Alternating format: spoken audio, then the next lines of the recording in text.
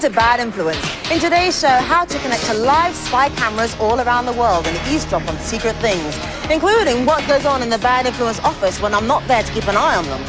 We'll be looking at the way the new super consoles can be linked together so that you can bash, maim and damage your mates. Or in this case, our star guest this week, Mr. Noah Huntley. Our main review this week is Donkey Kong Land on the old but not forgotten Game Boy. And I'll be getting all dolled up to meet the big fish in the computer graphics industry at SIGGRAPH 95. A new feature on the Jaguar is about to make playing Doom even better, if that's possible. It's called Serial Play, and with a cable like this, Wayne over here and Zoe over here can play an independent head-to-head game in the same environment. Now, they've each got their own monitor, their own Jaguar, and their own copy of Doom, and they can each move independently around the same game. Now, there, for example, is Wayne in Zoe's monitor. And right there is Zoe in Wayne's monitor. All right, guys, go for it. Each player gets dropped in a different location and they have to stalk each other through the game. You can actually creep up behind one another and blast each other to bits. Serial Play isn't just a feature of super consoles. The Mega Drive has a link-up game called Zero Tolerance. The cable plugs into the second joypad port, and again, you can see each other's character in the screens. And the same principle applies to the PlayStation. This is the lead in question, and with it, you can give your mates a real good bashing. I suppose, Noah, you'd be kind of familiar with this sort of wrecking cars scene. What do you mean? Well, if you didn't see it, here's how Noah's character met his sad end in a recent episode of Emmerdale. Yeah, dangerous stuff. Was that you, for real?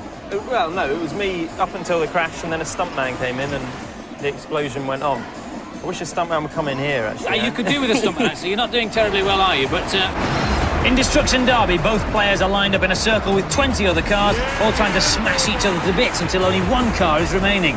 Each competitor is marked by an arrow, and you can take on the other computer droids, or just target your friend's car. Take that, Huntley!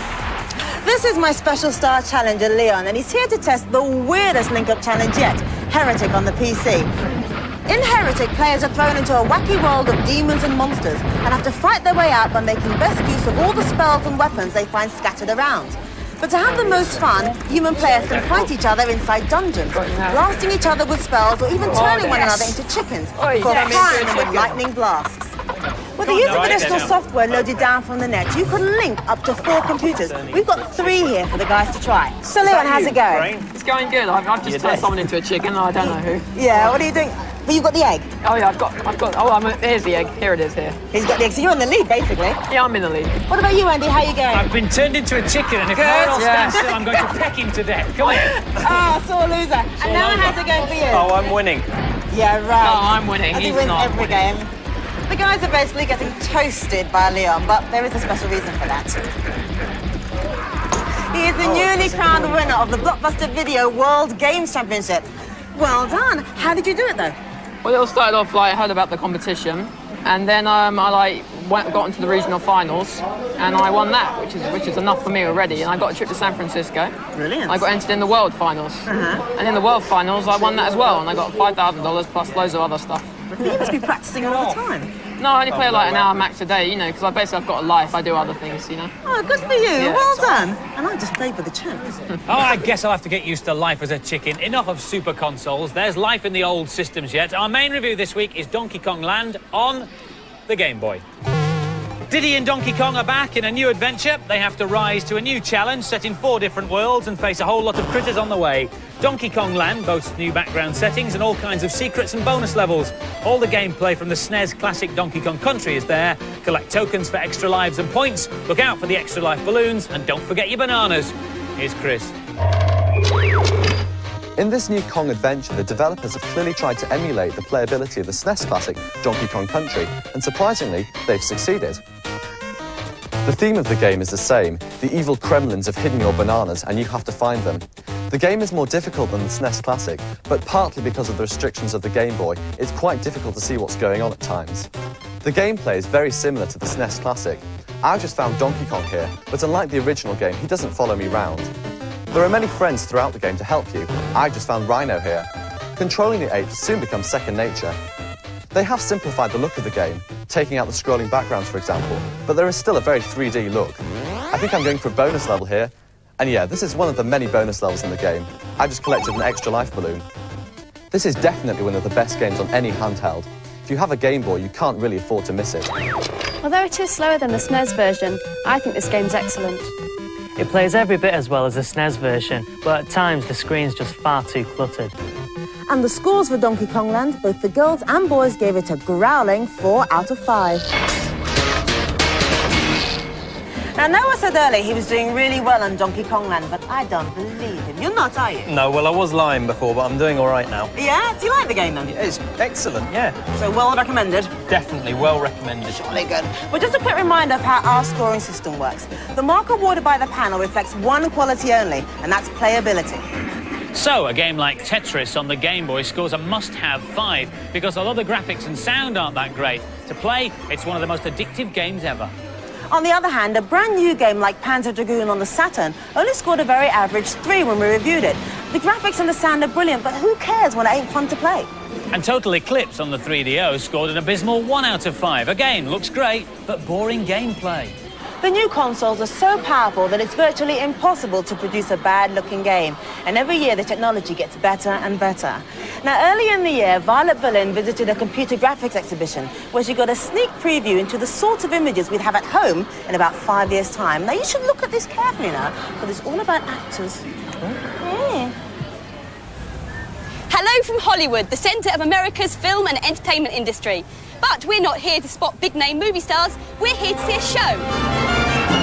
SIGGRAPH 95. Los Angeles is home of the Oscars, so we thought it might be appropriate to hand out our own awards. And here it is, our answer to the Oscar, the highest honour we can bestow, the Andy. Lots of things at SIGGRAPH are like the real Hollywood, except here, everything is virtual. Meet the improv actors. These virtual actors don't need a director or a script. They've got computer-generated personalities, so they can communicate with each other using body language and sound. And I can even enter the scene myself, but not as a human, as a bat. Look, there I am. And seeing as I'm standing right at the front of the area, the bat's at the front of his area. And as I walk backwards, the bat goes backwards too. Wherever I go, he goes too. And because I'm a bat, all I have to do is flap, and I can fly. Up and away! Oi, Sam! Sam is another virtual actor, and he's got some sophisticated voice recognition software. For SIGGRAPH, they've taught him to play Simon Says. Watch this. Simon Says, walk down stage. Sit down. You win, Sam. And the nominees for the most fun you can have with a character who's floating in mid-air are the Bat and Sam. And the winner is... Sam. There you go. Come on, take it. Well, if you don't want it, a walk-on part on Bad Influence and he thinks he's Tom Cruise. Lovely, I tell you, the makeup people on this shoot are awful. Actually, I've got all this stuff on my face because I'm operating a new animation system called Imperactor. All you need is a video camera, a PC, and hidden away around the corner there, £30,000 worth of Silicon Graphics workstation. It's different from other systems because it doesn't use any wires. You control the fish's movements just by moving your face.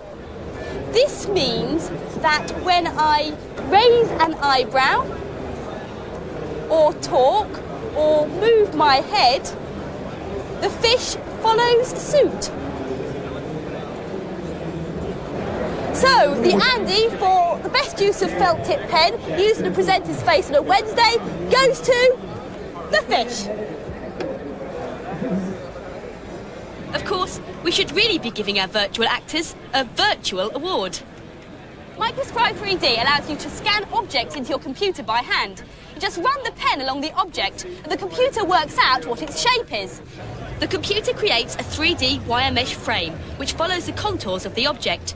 To finish it off, all you need to do is render the frame with a smooth texture. And the Andy, for the most number of model planes on their stand, goes to Microscribe 3D. But you've already got one on your computer, so I think I'll have that. So, what do virtual actors do when they've finished work? Anyone for table tennis? Believe me, this game is a lot harder than it looks. In front of me is a video camera that puts my image into the game, and a sensor that picks up the movements of my bat. When you get tired of tennis, you can go back to the locker room and choose another game. I think I'll go for a bit of one-on-one at the hoop. 2 points. And the Andy for the best game, using bats that make you look a bit like an air traffic controller, goes to RealWare VR. No, not a mime act. This is where virtual actors go at the end of the day, back to their virtual homes. Smart Model is the ultimate tool in 3D landscape gardening. Users put on a virtual reality helmet to enter the design world and some VR gloves. They can then start to build their own street, complete with houses, trees, roads and fences. Your virtual town has all the amenities, including a local park, and everything can be moved or redesigned at the flick of your hand. If your garage is too small for your virtual Rolls Royce, simple. Just pick it up and stretch it. So the Andy for best free muffin on their stand goes to Smart Model.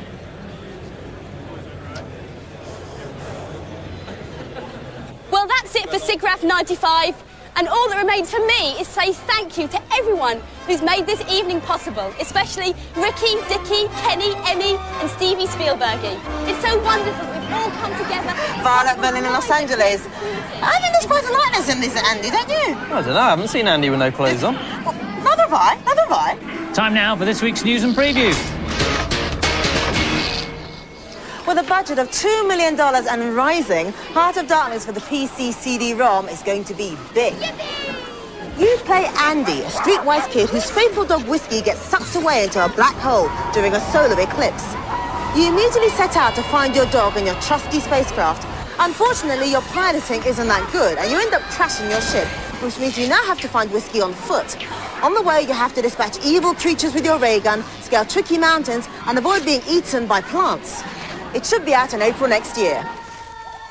Believe it or not, this CD contains all the 44 million words of these 32 volumes. This is the PC CD-ROM version of the Encyclopedia Britannica. It features all the articles found in the printed version. The CD is half the price of the books, but it still isn't cheap at £755.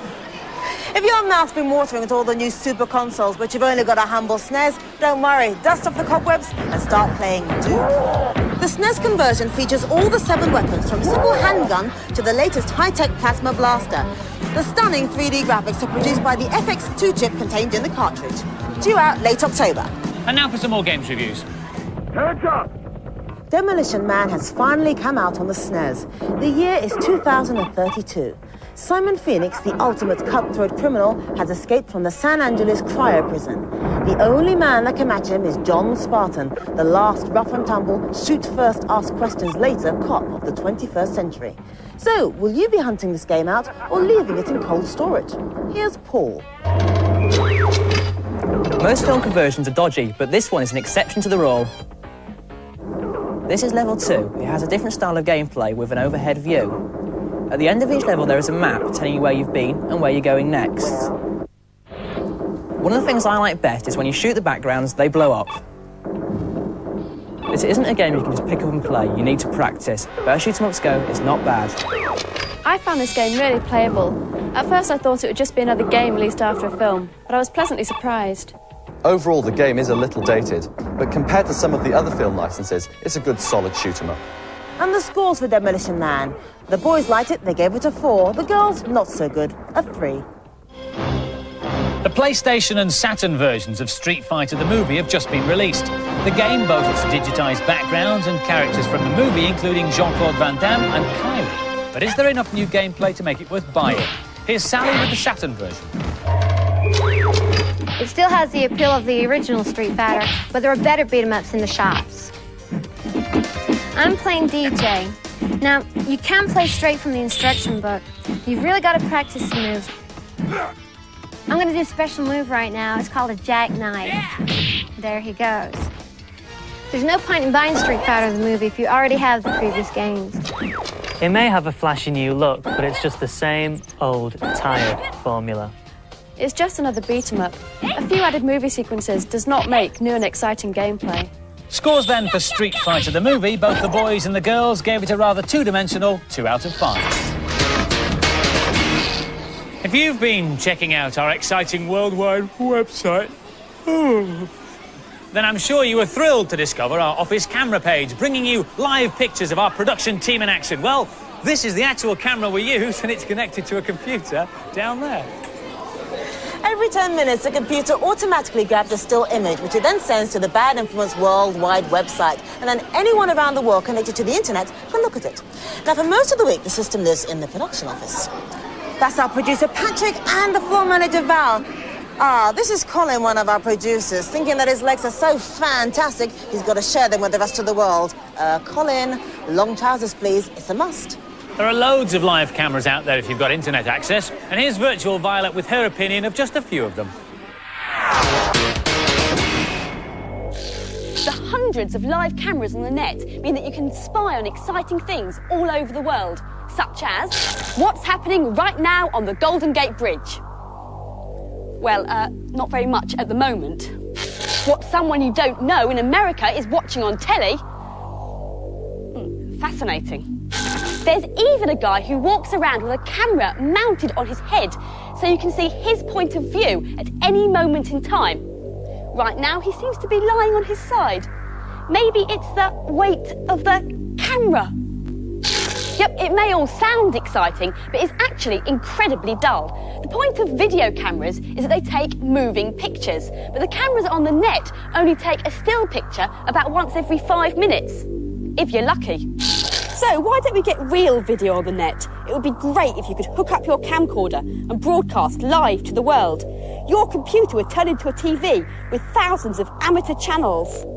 Unfortunately, there's no way to download the necessary 25 pictures per second. With most modems, the download rate is more like 25 seconds per picture. The technology just isn't fast enough yet. So take a long, hard look at this empty coffee pot. Very interesting. And now that you've seen it, you won't have to spend hours on the internet accessing all the so-called live cameras, an alarming number of which do seem to be trained on some kind of drinks container.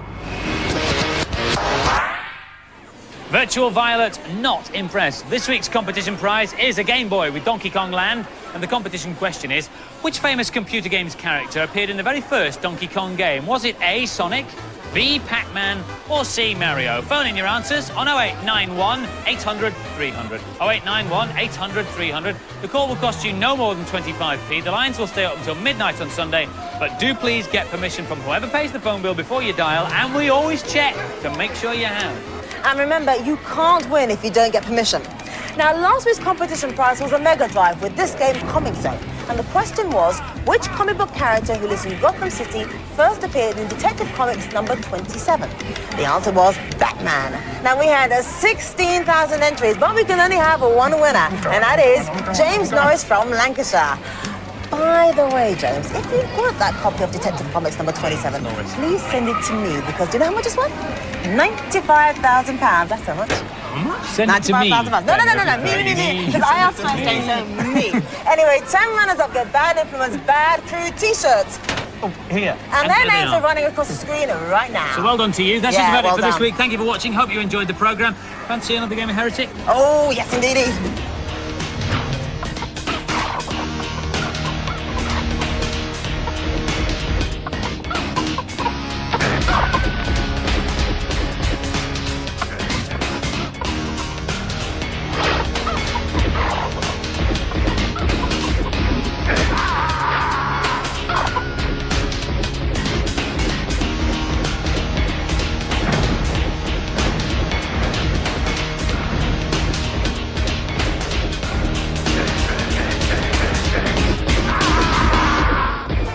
This is Violet Berlin for Bad Influence, saying thank you, good night, and take care.